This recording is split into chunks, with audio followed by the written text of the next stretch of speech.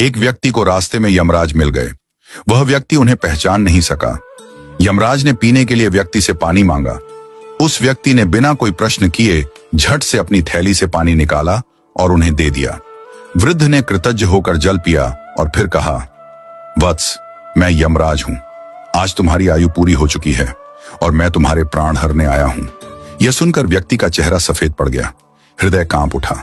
डर के मारे उसके पांव लड़खड़ा गए। लेकिन यमराज बोले, डरो नहीं, क्योंकि तुमने मेरी प्यास बुझाई है। अतः मैं तुम्हें एक विशेष अवसर देना चाहता हूं, तुम्हारी किस्मत बदलने का मौका। उन्होंने एक डायरी उसके हाथ में थमाई और कहा, इस डायरी में जो तुम लिखोगे वही सच हो जाएगा। तुम्हारे पास ठीक 5 मिनट का समय है। जितना चाहे लिख लो, पर ध्यान रहे केवल 5 मिनट।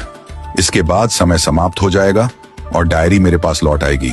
व्यक्ति का भय थोड़ा कम हुआ। वह सोचने लगा, अब तो मेरी किस्मत मेरे हाथ में है, मैं सब कुछ बदल सकता हूं। उसने जल्दी जल्दी डायरी खोलनी शुरू की। पहला पृष्ठ देखा। वहां लिखा था, तुम्हारा पड़ोसी रामदीन कल लॉटरी जीतकर करोड़पति बनने वाला है। व्यक्ति को ईर्ष्या हुई। उसने लिखा, रामदीन की लॉटरी रद्द हो जाए, वह गरीब ही रहे। दूसरा पृष्ठ लिखा था, तुम्हारा मित्र रघु चुनाव जीतकर मंत्री बनने वाला है। व्यक्ति ने लिखा, रघु चुनाव हार जाए, उसे अपमान झेलना पड़े। तीसरा पृष्ठ, तुम्हारा छोटा भाई विदेश जाकर बड़ा व्यापारी बनने वाला है। व्यक्ति फिर लिखता है, वह कभी विदेश न जा पाए, नौकरी के लिए भटके। इस प्रकार वह एक एक कर पृष्ठ पलटता रहा और हर पन्ने पर दूसरों की खुशियां मिटाने लगा। उसका मन ईर्ष्या और द्वेष से भर गया था। अंत में उसने डायरी का अंतिम पृष्ठ खोला। यह उसका अपना पृष्ठ था, जहां लिखा था, अब तुम अपने जीवन का भविष्य तय कर सकते हो। वह मुस्कुराया, पेन उठाया, लेकिन तभी एक ठंडी सी आवाज आई, वत्स, तुम्हारा 5 मिनट का समय समाप्त हो चुका है। यमराज ने धीरे से डायरी उसके हाथ से ले ली और कहा, तुमने अपने जीवन का सबसे कीमती समय दूसरों का बुरा सोचने में बर्बाद कर दिया। न स्वयं के लिए कुछ लिखा, न अपने जीवन को सुधारने की कोशिश की।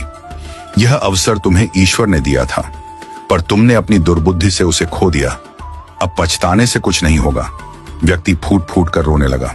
हे यमराज, एक मौका और दीजिए, बस एक बार। यमराज शांत स्वर में बोले, वत्स, समय और अवसर दोनों यदि एक बार निकल जाएं, तो फिर लौट कर नहीं आते। यही सत्य है, यही धर्म है। और फिर यमराज अदृश्य हो गए। समय अनमोल है, इसे सोच समझकर उपयोग करो।